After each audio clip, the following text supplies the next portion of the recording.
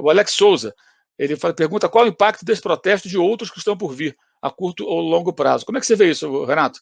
Emendando aqui rapidamente, a Melina Portugal fala aqui que desde a criação da Premier League, os dirigentes dos clubes tentam se inspirar no formato das franquias americanas de alguma forma. E se você vê algum tipo de vantagem nesse formato, e ela manda aqui uma saudação para você aqui nessa hashtag aqui, né? Gostei. Boa, Melina. Vou começar pela Melina, então, não só por causa da saudação.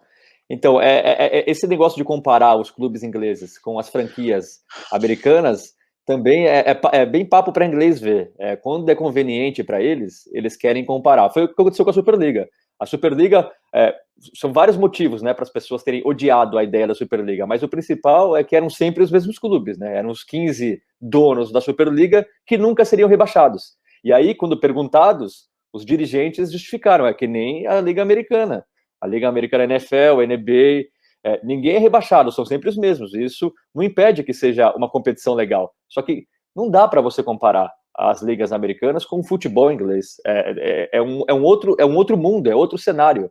E aí, pro lado bom e pro lado ruim. Não estou falando que um é melhor ou outro é pior, mas não dá para você querer implementar na Premier League, na Champions League ou na Superliga as regras das ligas americanas e das franquias americanas. Não dá. E esses donos, eles chegam, como o Mauro falou, os Glazers também tem clube lá, o Kroenke, a família Kroenke do Arsenal, eles têm clube na NFL, na MLS, na NBA, tem mais um na MLB, né, de beisebol, e tem o Arsenal aqui. E eles acham que eles podem tratar o Arsenal da mesma maneira que eles tratam os clubes americanos, e não podem. Os Kroenke no Arsenal, para mim, eles são piores que os Glazers, até o Kroenke, para mim. Porque ele foi comprando a ação bem devagarinho, começou com 9% lá em 2008, depois foi comprando, e aí o Arsenal, ele era muito tradicional porque os torcedores tinham ação do clube também.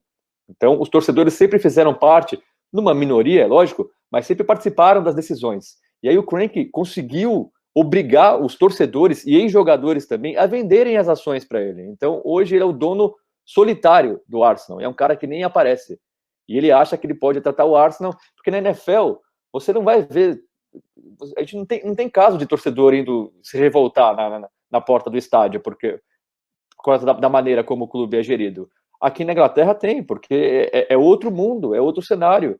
E não é pela falta de títulos. O Arsenal não está conquistando títulos já há algum tempo. Não é por causa disso que eles estão se manifestando, é por causa da maneira que o clube é tratado, por causa da maneira que o Kroenke se esconde das decisões, por causa da forma que está claro para todo mundo que ele não está nem aí para o clube. Então, não dá para você gerir os clubes ingleses da mesma maneira que você gere os clubes da NBA ou da NFL, até porque lá existe limitação, né? Você tem um limite de gastos, na NFL você tem um limite de gastos, você não pode sair comprando quem você quiser. Aqui no futebol tem o fair play financeiro, que convenhamos, não serve para nada, então, se você tiver dinheiro, você vai comprar.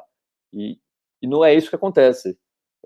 Então, para mim, não tem como comparar. Isso é desculpa deles quando eles querem implementar alguma novidade, como a Superliga, e usar a Liga Americana como desculpa para eles fazerem isso. Agora, boa noite. A pergunta do Alex. É uma boa pergunta. Tá todo mundo querendo descobrir, porque a Superliga acabou, né? Os clubes saíram, então os donos de clubes, e até boa parte da imprensa, imaginou que os protestos tinham acabado ali. Mas agora eles estão percebendo que o buraco é muito mais embaixo, que os torcedores realmente querem mudança. E eu acho muito legal a gente ver aí jogadores como o Gary Neville. O Gary Neville é comentarista da Sky Sports. A Sky Sports é a principal emissora aqui, que transmite 90% dos jogos da Premier League. E ele fala abertamente, mas assim, descascando os donos, descascando a ideia da Superliga e dando razão para os torcedores. E não é medindo palavras, não. Ele fala e fala duro mesmo. Na Sky Sports, é a mesma coisa que você está...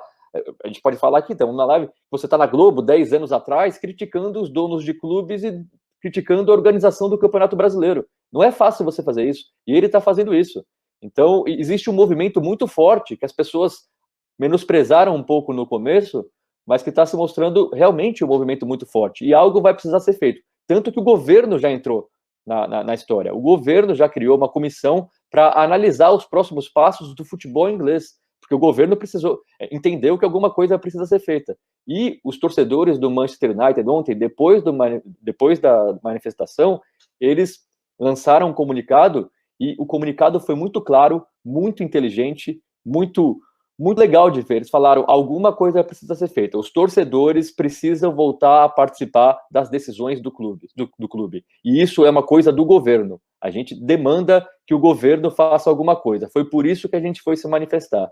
Então, de novo, não é uma manifestação besta para sair técnico, ou não ganhamos um jogo, ou estamos em segundo colocado. Não, é uma manifestação para que eles estão exigindo que as autoridades façam alguma coisa, porque, infelizmente, os torcedores perderam o controle do futebol. O futebol aqui está na mão desses bilionários americanos, dos Emirados Árabes, da Rússia, do Catar, e alguma coisa precisa ser feita. Os torcedores estão fazendo a parte deles.